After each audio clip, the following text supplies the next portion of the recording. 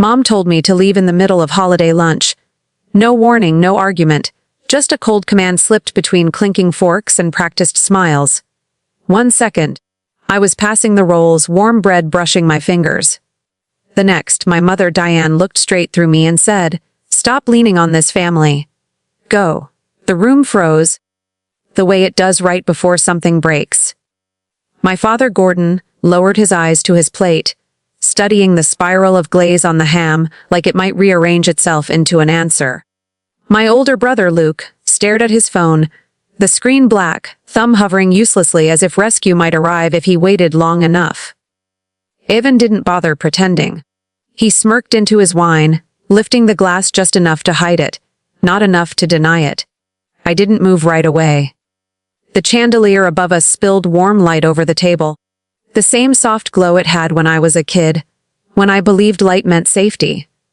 Back then, light meant nothing bad could happen if everyone was gathered and smiling. From the street, our house still performs tradition perfectly. Glazed ham-centered wreath, laughter timed just right. Inside, you learn what every silence means. Who is allowed to speak? Who is expected to absorb? I'm Mara Jensen. I'm 42 years old, and I've been the quiet solution in this family for as long as anyone can remember. When Luke got into trouble with the law, it was just a temporary mess. When Evan's son needed tuition money, it was an investment in the future. When my parents' utilities started slipping past due, it was only until things evened out. I paid because I could. I paid because I was asked. I paid because I thought showing up enough, consistently, reliably would earn me a permanent seat at that table. Diane used to say, "Strong women carry the family." She never taught my brothers to lift. She taught them to pass the weight to me and call it unity. So when she accused me of leaning on them, something inside me didn't explode, it aligned. The pieces fell into place with a clean, brutal click. Like a door finally locking, I stood slowly, feeling the scrape of the chair legs against the floor vibrate up my spine. I draped my coat over my arm and met her eyes. "I'm going home," I said. My voice didn't shake. That surprised me. No one defended me. No one followed. Gordon didn't look up. Luke didn't blink. Evan didn't stop smiling. Outside, the cold hit my face like clean water. Honest sharp. I walked to my car without looking back, without checking the windows to see if anyone had changed their mind. I drove away without glancing in the mirror, afraid I'd catch myself begging. The city lights blurred past as my hands stayed steady on the wheel, steadier than they'd ever been. When I reached my apartment, I shut the door behind me and leaned against it for a moment, coat still on, listening to the quiet. It didn't feel lonely. It felt instructive. I took off my shoes, set my bag down, and placed my laptop on the table. When I opened it, the familiar spreadsheet appeared, waiting patiently, rows and columns I'd been feeding for years without really looking at them. That night, for the first time, I did. The numbers stared back at me, neat and obedient. My parents' electric bill. Water gas. Luke's temporary. Payment plan that had been temporary for 3 years. Evan's monthly school transfer, labeled for convenience, not honesty. I'd built the ledger carefully, like proof that I was responsible, dependable, necessary. But something had shifted. The totals didn't feel warm or generous anymore. They felt heavy, transactional, like evidence. I scrolled slowly, line by line, letting the full weight of it land. This wasn't support. This was structure. I was holding the beams while everyone else lived comfortably inside. I turned off autopay. The click was quiet, almost anticlimactic. Then another, and another. Accounts I'd funded for years went dark: utilities, payment plans, little emergencies that had become expectations. Each confirmation email slid into my inbox like a small release, a breath I hadn't realized I'd been holding. Then I paused on Pine Hollow. The cabin had always been spoken of like a promise. The family place. The escape. I paid the propane, the internet, the repairs. And every time I asked to join them there, something came up. Too crowded. Bad timing. Next time. I hovered over the screen for a second longer than the others, then clicked. Cancel. Confirm. Done. I leaned back in my chair and stared at the ceiling. The quiet in my apartment didn't accuse me. It didn't demand anything. It just existed, open and neutral, like a blank page. Later, digging through old files, I found the cabin transfer paperwork Deanne had once insisted I arrange. She'd called it responsibility, legacy, trust. My attorney had insisted on a reversion clause, his voice cautious, professional. I'd agreed because peace seemed worth any small risk. Now the clause sat there, plain and blunt.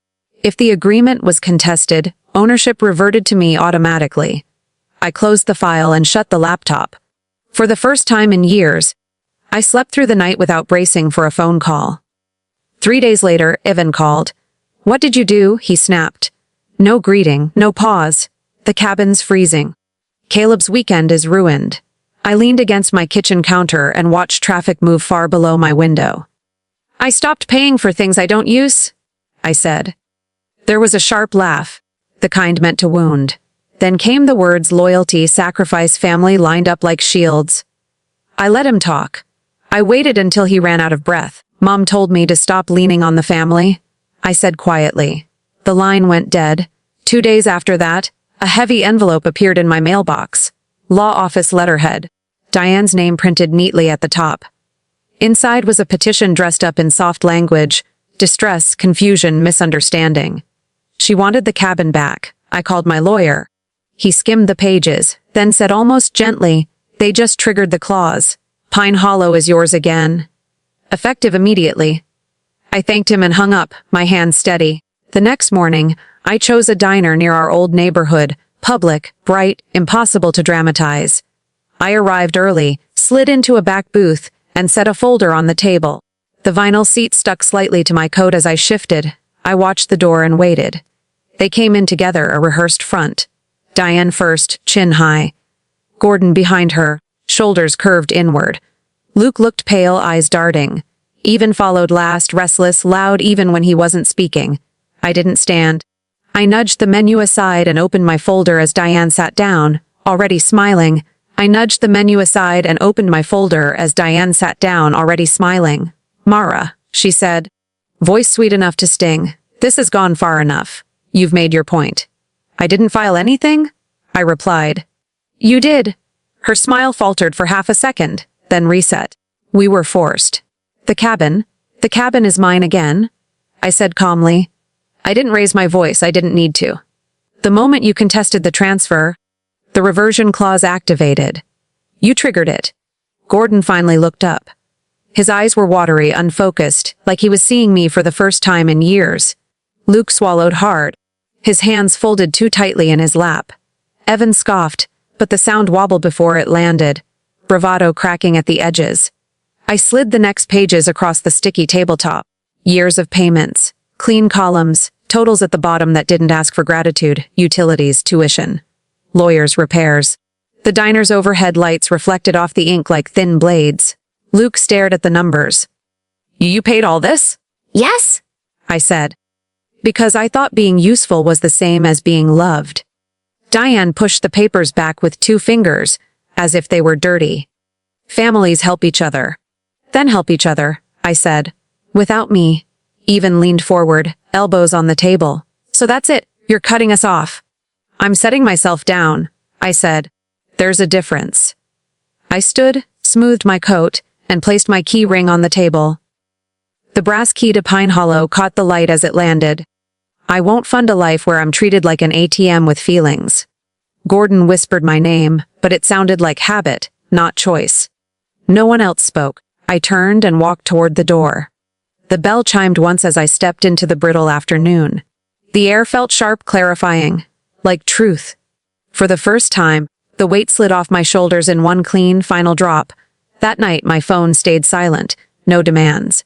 No emergencies. I slept deeply, without bracing, without listening for footsteps in the dark. And in the quiet, I finally understood something simple and permanent. Leaving didn't break the family.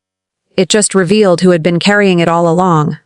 That night, after the city finally settled into its low, distant hum, I lay awake longer than I expected, not restless, not afraid, just alert in a new way. The kind of alertness that comes after a storm has passed and you're listening to what remains. My phone stayed face down on the nightstand.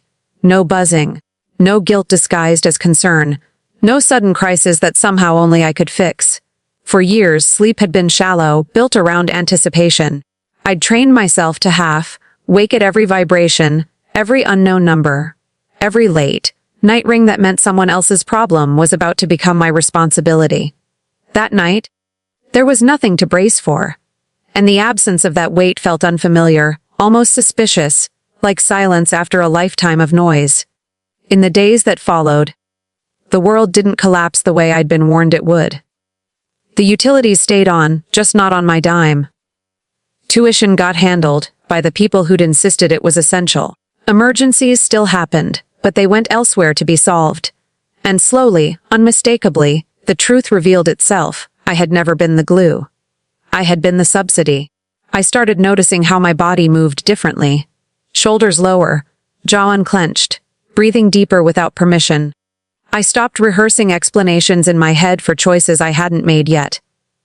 I stopped apologizing before anyone accused me. I stopped checking my phone before enjoying a moment. The cabin sat quiet, legally and finally mine again. But it wasn't the property that mattered. It was what it symbolized, ownership not just of space, but of self, of time, of boundaries that didn't need defending because they were no longer negotiable. I didn't become harder. I became clearer. And clarity, I learned, feels cruel only to those who benefited from your confusion. There was grief, yes, but not for what I lost. I grieved the version of myself who thought endurance was love, who believed carrying everyone else would someday make her indispensable in a way that felt safe. I forgave her. She did what she knew how to do to survive. Now, survival looks different. It looks like rest without explanation, like generosity without obligation, like a table where my seat doesn't depend on what I bring to it. Some families break when you stop paying. Others simply show their true balance sheets. Mine did. And for the first time in my life, I wasn't afraid of what came next, because whatever it was, it would finally be mine.